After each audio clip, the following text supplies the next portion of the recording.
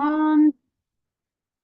Free masterclass tonight for creating cash flow and generating cash flow in your business. Welcome to those of you that are part of the masterclass. Thank you so much ahead of time for allotting around 60 minutes for this masterclass, as I help you connect some of the dots in your business to be able to align your purpose with profits and to generate cash flow, especially during these challenging times where things have shifted in our economy and sales processes are taking longer.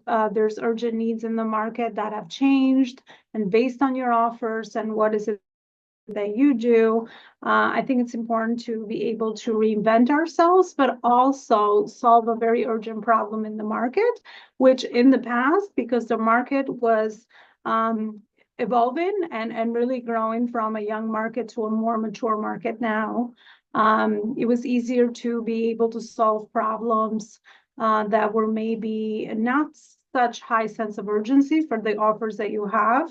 However, right now, because of the limited cash flow that also your potential buyers have available to invest in your offers, it's important to reinvent a lot of the things that you're doing in your business. So I promise you, this will be a very timely masterclass. You walk away with great insights for 2025. And of course, I'll share my experience and expertise in doing this work every day so that I help you connect some of the most important dots and then help you focus for 2025 when it comes to your new year business growth strategy, but also where is it that you should focus your time and energy, which is very, very important. I have realized over my years that we can always make money because that's a commodity that we can multiply, but we cannot get back our time. So I think it's really important to understand and to be aware that the time that we put into our businesses, especially when you're an entrepreneur, needs to be able to give us a ROI. Otherwise, we might be focusing on the wrong direction, being frustrated with lack of sales, lack of consistent sales, a client here, a client there, what is called feast or famine in business, meaning you get a bunch of clients from maybe one of your marketing channels and efforts and your sales, which usually for lots of businesses is word of mouth or referrals. And then you just don't have anyone coming in through the front end of your business, which leaves you bare when it comes to your cash flow. So today I want to help you all connect the dots between consistency of cash flow. That's usually the first problem that most companies face. And then once that problem is solved, I always say that's a good problem to have, because then we can move on to the scaling piece, meaning you've already exhausted the volume that you can handle as far as your sales are concerned. And now we need to scale, meaning we need to introduce systems, optimize your operations, but also bring in people on your team. So that's usually the only way to really grow and get to the next level. So depending on where you are in your growth, feel free to save your questions at the end or use the comment feature. I would love to answer any specific questions that you have regarding your business. But if you would like to throw in the chat, where do you feel you are? Like, what's the major challenge that you are experiencing in your business? Is it inconsistent cash flow? Or is it scaling, meaning you have the volume of business that you can handle, and now you're looking to either align your business model where it's more one-to-many, and then get support with teams and structures, so that you can start removing yourself from the business if you're risking usually the problem of burnout. That's what happens at that phase. So just those two phases, wherever you are, just put it in the chat, and I'll be able to connect what you are also experiencing with the content that I'm about to share, so that I personalize this information for you as well. Thanks so much, Aaron. Aaron says inconsistent leads, pipeline to support cash flow. Perfect. And then Dr. Cheryl says problem with sales and hence cash flow. Yes. Thanks so much for sharing that. And that's perfect, because I will share lots of strategies for you where you can extract cash flow from the actual things that you've been doing in your business, and while leveraging relationships that you've already built trust with. Because if you're in the service space, I know you understand that the name of the game is all about relationship building.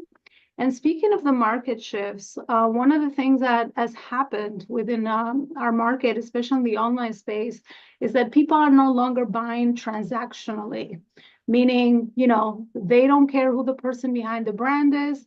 They have a need, they find a service provider, and they're buying. That's more a transactional way of purchasing. Right now, people are buying based on brand, meaning they are vetting the people that they want to work with. Are those people aligned with them? Are those people, do those people have things in common with them? Are they the people that they actually like to work with? And they're making decisions really behind the scenes before they're actually proactive about reaching out if they have the problem that you're able to solve. So we definitely have had shifts in the market, as people also have had bad experiences with offers in the past, which might be similar to your offers and my offer. We're all on the same boat. So there is low trust in the marketplace, right? So building trust has now become a very important aspect when it comes to our branding, our marketing, and our sales. So I want to talk to you regarding how to ensure that we are leveraging those high trust relationships already, because no matter what we do, cash flow is always sitting where we have those warmest relationships of relational relationships with people that already know, like, and trust us. So I'll be able to connect that for you as well. So before I get started, I want to share my screen with you. I wanted to bring in some of the visuals as well with this masterclass for those of you that also have the visual part as part of your learning, not just auditory. I am myself mostly auditory, but there's tons of people that like the visual just for structure and note-taking purposes, I should say. So scaling your purpose and profit towards an independent company. The work that I do is all about helping entrepreneurs and CEOs to build self-led companies that they can exit from, they can leave it as a philanthropy channel, or they can utilize them as a philanthropy channel alongside their nonprofits or causes that they're passionate about, or they can leave them as a legacy to the people they care about. So at the end of the day, a business is just a setup of processes and people, right? And there's no reason why we don't want to build a business with an end in mind, as we are thinking of that while freeing your time, but also making the right moves in your business so that you are creating a valuable asset. You're not attaching your business to you as the CEO and the founder. Because when you create a valuable asset that is marketable in the marketplace, meaning if you want to exit tomorrow, you have a valuable asset. It's no longer about you. When we remove you from your business is still a great asset.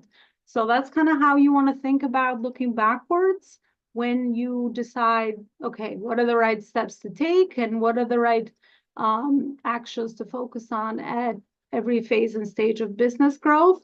A little bit about me, for those of you that don't know me, again, founder and CEO of the Life School. I've helped companies from 0 to all the way up to 10 plus in revenue and sales. So I've seen pretty much problems at the beginning level, meaning inconsistent cash flow, all the way to when a company gets bigger, it grows up, I say. And then it's where you have to focus more on your operations and in your systems and in your team, because that's usually the next step, which is leadership. So I've seen, what can go wrong. I've seen the issues with companies. I have focused myself in the service space prior to being an entrepreneur, which is now a cumulative 20-year experience. I was an executive CEO, climbed the corporate ladder for 13 years, all the way to the C-suite. So obviously I have the experience of seeing a company that is big, that's structured, that's systematized, and then building my own, where I was the only one that started a company, solopreneur, doing it all, and then eventually starting to piece all the right things in place as far as the roadmap is concerned, so that I also can grow my own successful business with a team of over 40 team members today. So again, best-selling author, numerous books. I love to speak and write. because to me, that's how I create service and impact. And then I also love bringing people together, connecting dots, business dots, or dots in business, I should say, and people together. To me, everything I do is all about relationships and people. So I host events and bring together over 30,000 purpose-driven entrepreneurs like myself, which lead with a heart, are also very creative, but also very business minded. Because I think when you put the two together, you can absolutely have magic. And then, of course, featured in major publications. To me, features are all about service, and the more we can tap into audiences that have the people we could serve, the better it is for all of us. I've been, featured Disrupt, Business Insider, CEO Weekly, and all of that. All of those publications as well. So, as I talked about at the beginning, if you're experiencing any of these three main pain points in business, lack of clients and consistent cash flow, lack of time away from your business, you're probably overworking, burning out, all those things that happen when you are not really clear about the things that you're doing and the lack of results that you're getting or you might be getting, it usually ends up in us overworking and making our business really more than a full-time job. So if you're feeling that that's kind of you, then you're in the right place for sure. Lack of scalability, knowledge, or strategy, meaning, you're like, okay, what else do I do? You probably stay stuck in a certain phase. You're doing your routine actions in your business, but you're still not getting results. You're posting on social media, you're networking, you're speaking, you are talking to people, but none of that is really turning into actual sales. Then, you're also in the right place to understand that piece as well. And then, of course, if you're looking for consistent cash flow is supported business model for scaling, meaning your offer supporting your goals. This is a big problem with lots of entrepreneurs when we are focusing on the wrong offer for the goals that we are going for. Usually with inconsistent cash flow, lots of entrepreneurs are undercharging their offers and they need to sell them to more people. So they're never feeling frustrated because they don't understand how the cycle works, sales cycle from marketing to sales. So they just have an unrealistic expectation that they're just going to sell to, 100 people because their monthly sales goals are 10,000 a month or 20 or 30 or 40. So if there's a gap there, then right there you have a big, opportunity with your business. Time freedom to work on your business and not in your business, and then profitable income to reinvest in your business in other areas for higher ROI. A savvy entrepreneur always understands that everything we do in business is an investment.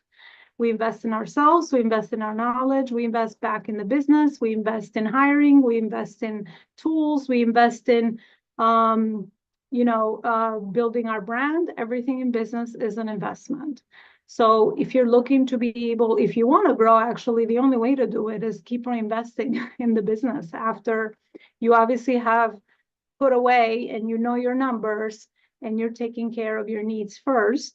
Because business is just like humans, right? I mean, I refer to business as a person all the time because I think it's like a breathing entity. We usually take care of other people and not ourselves. The same way with business, we got to take care of ourselves, pay ourselves first before we can reinvest back in the business with hiring, with tools and all of that, because the business will eat whatever you feed it. However, if you're overfeeding it, you are not putting the right investments in your personal life, right? Because we're all entrepreneurs, and if you do this full time, your income is your business. So it's important to understand those two pieces as well. So I will start with the first thing that I always talk about, which is more, the mindset piece. To me, it's more the big vision or like the big thing that we're all after, especially being a purpose-driven entrepreneurs. Are we clear about our personal and company vision, mission, and values? Because that's where everything begins, especially if you own a business that's aligned with your gifts, your experience, your authentic way of how you want to do business. You being clear about that is pretty much where everything begins. because everything else you build, it's something that you love. That's the perk we get as entrepreneurs. We get to choose the business we want to work in, and we get to choose the problem we want to solve, and we get to choose the people we want to serve. So unless we're clear about that, then it's so easy to just, copycat other people and just do something because you think you have to do it, rather than doing something that you really feel compelled to do it. And it's your mission, and you're the only one that's been pretty much built from your life experience to be able to share it and wherever you are in the journey. So I think it's really important, mindset wise. Shifted long-term visionary CEO mindset. I talked about, business being the journey of entrepreneurship being all about having the investor hat on. Everything we do, we want to connect that to the higher vision that we are going for, because we all know that lots of actions in business don't have an ROI for a little bit of time, right? Depending on what you're focusing on. Like brand building doesn't always have an immediate ROI, but you see it in the trust building that you have with your company, right? So understanding how to have that long-term mindset, and when you make a decision, making it around your values, your vision, your mission, and also what's important at that moment in time is the thing that will make you or break you. Aligning your business model with your current stage of business. I mentioned this before. It is very important, because you're not going to be successful if you have the wrong price on your offer, you have your wrong market that is really not seeing the value or doesn't even have the cash flow to give you. Those are all different pieces of the puzzle that if they're not in place, then you can do all the marketing and sales you want, but you are putting your efforts in the wrong direction, and you will be frustrated with the results that you're not going to probably feel that you're producing. Branding is always the first pillar, because especially, again, just like anything we do, it's not enough to just sell an offer nowadays and be transactional. Again, people want to know who's behind the brand, who's behind the offer, who are you, who's the human behind it. And we all know that people build trust with other people, right? Because we also have the world of ChatGPT and technology happening alongside. So it's important to understand that when you build a brand, you want to position yourself as the expert authority in your niche. And that's ongoing, by the way, right? It's ongoing to be able to position yourself, your offer, what you do with your marketing channels. And I'll talk about that after this as well, so that people do see you. Because at the end of the day, it's all about perception, right? There is no reality. It's all about how people perceive you. And that will have a direct correlation to your pricing and also to the results and the problem you're able to solve. So all of these things connecting are really important so that you can leverage their positioning in your brand. Positioning your problem, solution, process, result, offer. I call it PSPR, but meaning what's the problem, what's the solution you're offering, what is the process that you're able to deliver that to get people to the result. That is also very, very important. And like I mentioned before, in today's market, that could have been something that was maybe relevant to people a year ago, but no longer relevant to them because they have more limited funds to be able to invest. So I always say that always solve a painkiller problem and not an aspirin problem, because when you solve a painkiller problem, people have a real need and are in urgent need to solve that problem because they have a headache, so they need a painkiller. They're dying, right? But when you solve an aspirin problem, then that's kind of like, okay, it's nice to have an aspirin right now because I have, I want to keep my health in check. But that's not necessarily something that people are going to invest in. So figuring that out is really important. Positioning your ideal audience and messaging in the marketplace. Again, whether you are offering this business to consumers, whether you are helping a market that's in a consumer space or in the business to business space, it's really important to be able to have that clarity. Content strategy to increase visibility, trust building. Obviously, showing up on the marketing channels that your market is a must. Otherwise, if you're invisible, then yeah, I don't know how any of this is going to happen because people cannot see you. And if they can't see you, they can't trust you. So it's important to, content is not enough nowadays, right? If you've been experiencing that you've been posting, engagement has dropped in most platforms because algorithms are also a business and they are seeking people that invest with them with ads. So if you're seeing a drop of engagement on your content, then, everybody's going through the same thing. So it's not enough to just post. I'll tell you what else we need, which is probably not something that you thought was the thing to do. So that's important, obviously having a content strategy that aligns with your brand and your pillars and your positioning is important. Podcasting, starting one, growing one, these are all great marketing channels, brand building channels. Book publishing, great for authority building, great for speaking opportunities, great for brand building. And then media features and speaking, again, great for all of those different components. Now, to connect that to sales, you need a strategy, right? Because just because we write books doesn't mean that they're going to sell themselves. So you need to understand how to have all these different offers in an ascension for your ideal market, right? Because again, if you don't have a plan like that, then I've seen tons of authors, tons of speakers just wait around. They don't know how to connect their speaking offers or their book offers to their actual main offer in their business. And it's important to connect all of those and have that mapped into your prospecting journey. And I will talk about that as well. So that's your branding right there. Again, if there's any questions that come to mind, just type them in the comment, in the chat function. At the end, I will be able to answer some of those or at least offer some of my insight around your specific questions with any of these.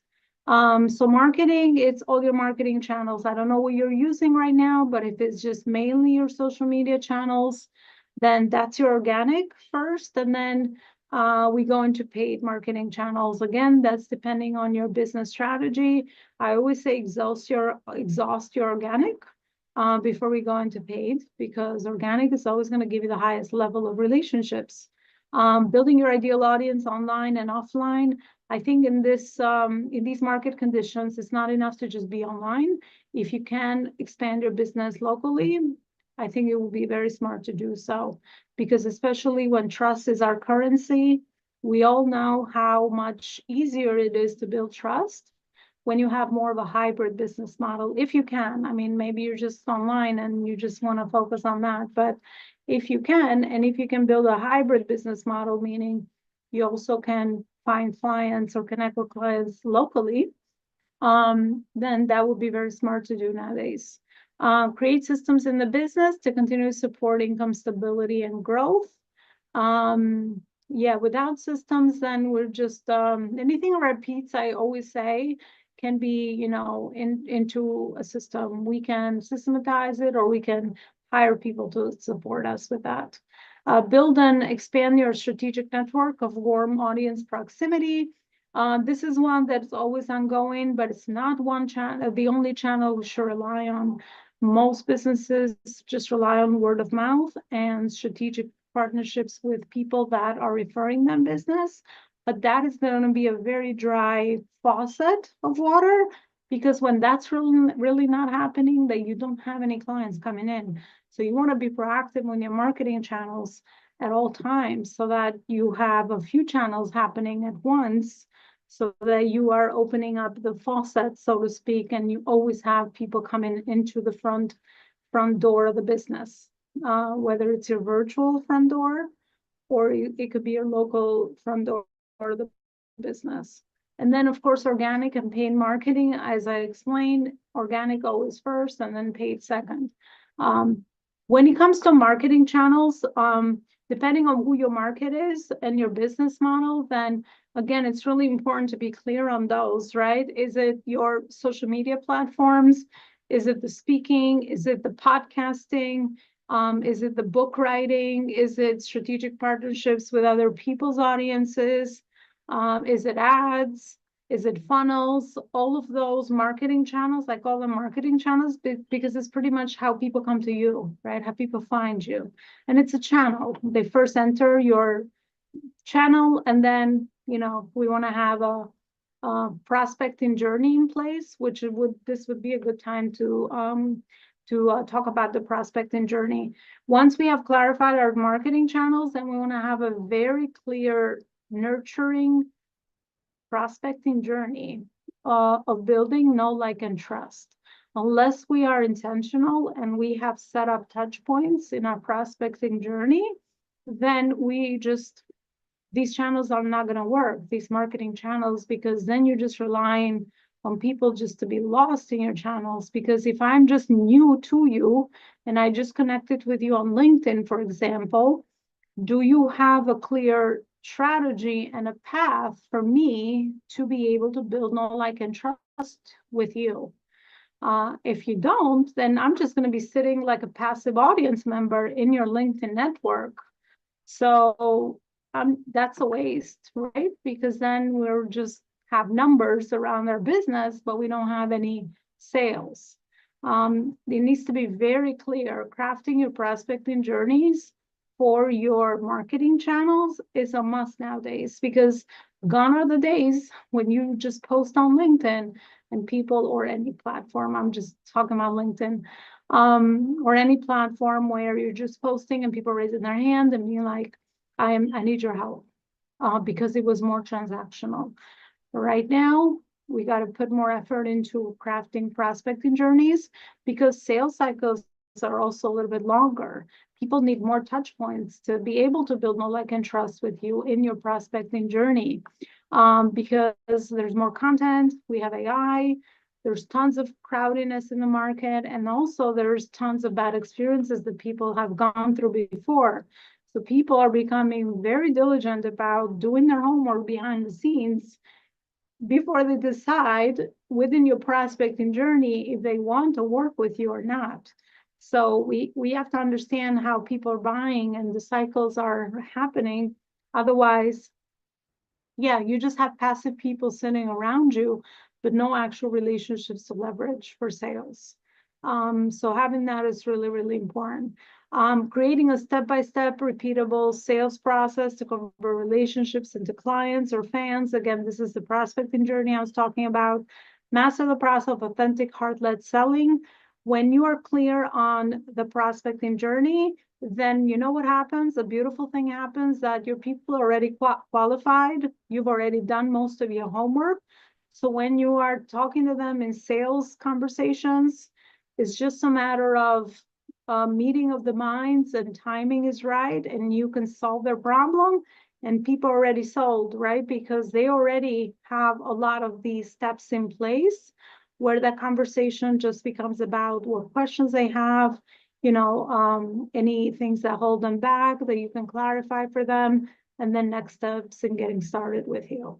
So that's the beautiful work about doing the preliminary work with your marketing and your prospecting journeys, because when it comes to sales, those conversations get so much easier, because we probably all have experienced when somebody just finds us randomly and a sales call become more like an informational call, where if we had the prospecting journey in place, then they already would have gotten information about you. You didn't need to get on a call with that, right? So you want to save your time, and you only want to get on calls with people that are qualified, which is what your prospecting journey does, or your sales process for all of these channels in your marketing.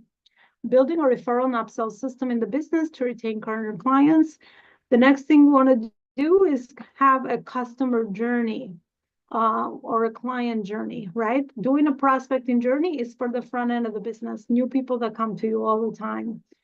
Keeping people in the back end of the business, that's where your customer and client journey comes into play.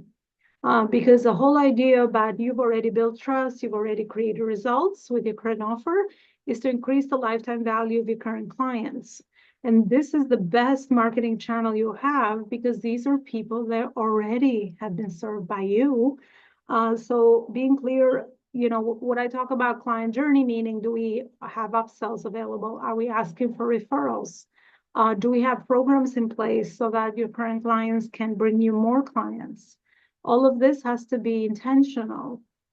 It's not enough to just, serve people and let them move through your offers, because that's really the back end of your business.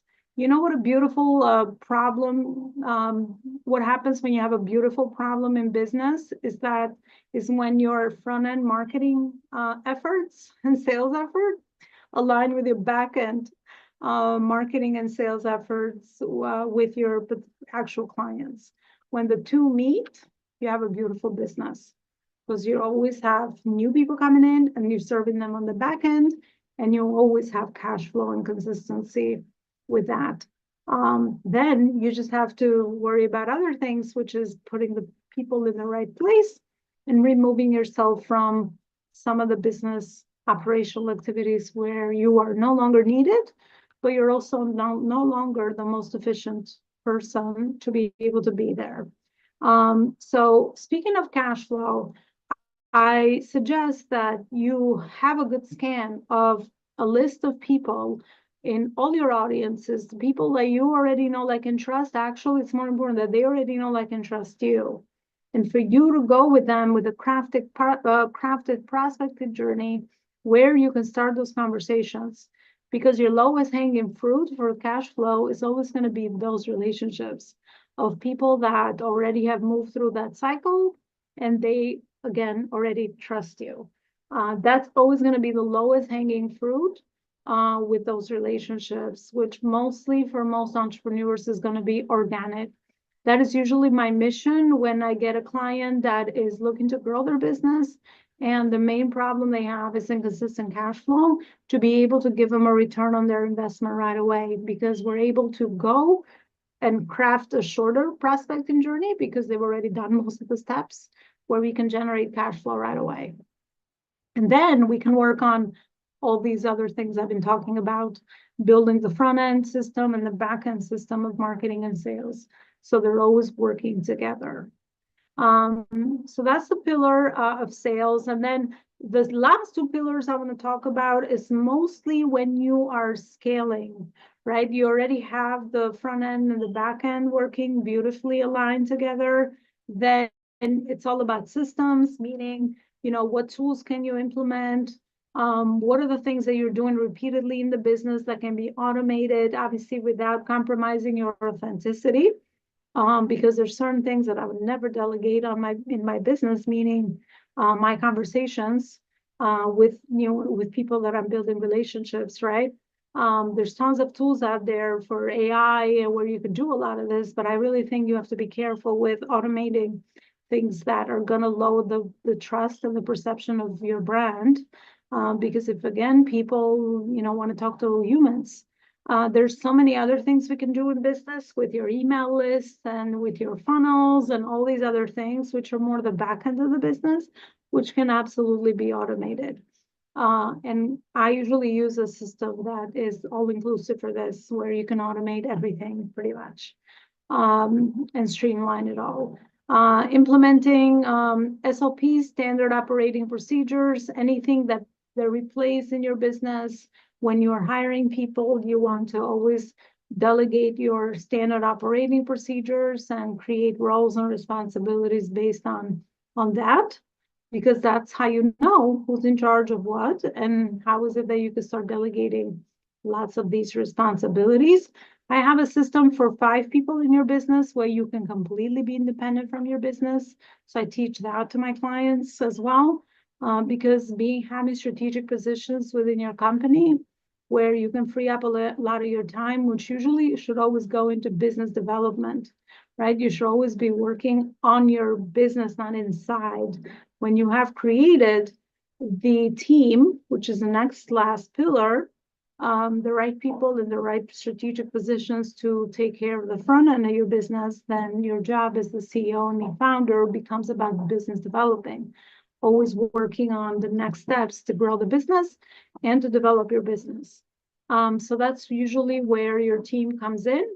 And then the entire process of hiring, onboarding, and training your current team members, assessing and hiring strategic partnership opportunities, structuring out their compensations, having a good structure for your team so that they're also meeting all your business goals.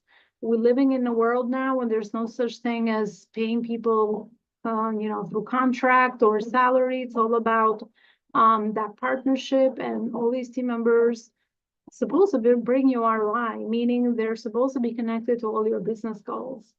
And that's also a thing that's really important when you are considering what are the right people that you want to hire.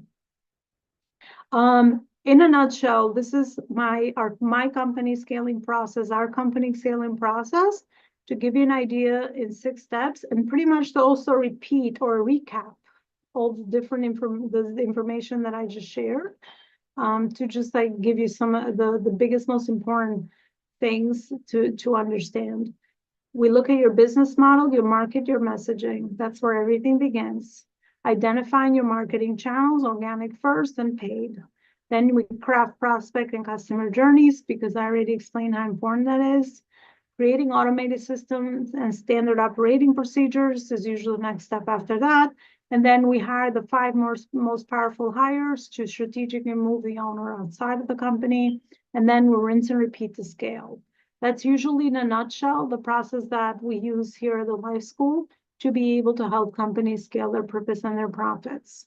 So I hope that was more helpful, where I was able to recap some of the information that I shared. These are some of our past clients. Corinne was a health coach, and we did the same thing with her. Cash flow was her big opportunity. She had a new program, and we helped her bring it to market, clarify her offer, her messaging, her marketing channels, her prospect journey, her customer journey. So of course, she was able to solve the problem with inconsistent cash flow.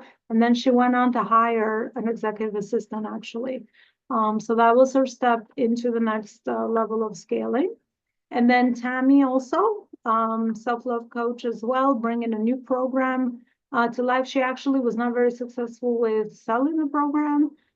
So we're able to help her with pretty much the process that I mentioned, to be able to bring it to market. And she was able to not only stand out with her offer, but also be able to have very much clarity on what problems she was supposed to solve at the phase of business that she was in, because severely she was undercharging and she was going after a market which had no money to pay. So we fixed those problems, and she was able to scale beyond that.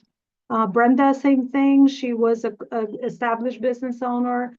She had a business model that she was charging very little for, meaning she needed a bigger volume of clients to be supportive, to support herself, the business, but also her team. She had 20 people in her team. So we worked on cleaning all that up, structuring everything out, bringing in consistent cash flow, and then we worked on growing her team as well. So she's also scaling and soaring at the next level. So having said that, yeah, there's more testimonials on our website and on my personal LinkedIn profile if you want to go and just hear from some of our past clients. And yeah, I mean, where do we go from here? I hope this information has been helpful. If there's any questions that you have, definitely please put those in the chat. If not here, we can also connect beyond this masterclass. If you have any specific questions regarding your business, definitely go ahead and ask those. Or if you want, you can book a 30-minute discovery call together, and I can hear what is it that you have built, and then I can offer some strategic insight on what are some of those gaps that I'm seeing that are probably keeping you stuck from getting the results that you're looking for, mainly with your cash flow and your scaling. So you can also go ahead and do that. Let me know. I will connect with you, and we'll be able to coordinate a time, because I only have limited amounts of spaces in my calendar, and I value my time very highly. So I only want to talk to people that obviously are interested in getting the support further. However, it is a free call, so there's no pressure. If, let's say, that we're not in good alignment, and you want to go implement on your own, then more power to you. I always find that speaking to people that might have some of the answers that you've been seeking, to me, that's how I always learn. So it's always helpful to be able to connect beyond this masterclass or this time. As usual, thank you so much. I think I finished a little bit earlier than the 60 minutes that were allotted. I hope this was helpful. I hope it's not too overwhelming, but I really find and have found that unless you have a big picture roadmap as to where you're going, then you're like a blind mice trying to solve the wrong problem and trying to put a puzzle piece together that's not the right fit, and the timing is off. Because one other thing that's important in business is timing, understanding what is the right time to make your moves. It's like a chess game sometimes.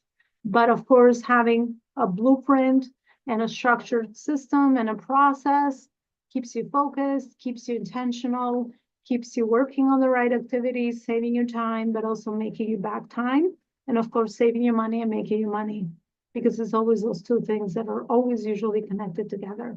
Thank you so much for those of you that came, and thank you again for coming on. And I will see you next time with another masterclass. Bye, everybody.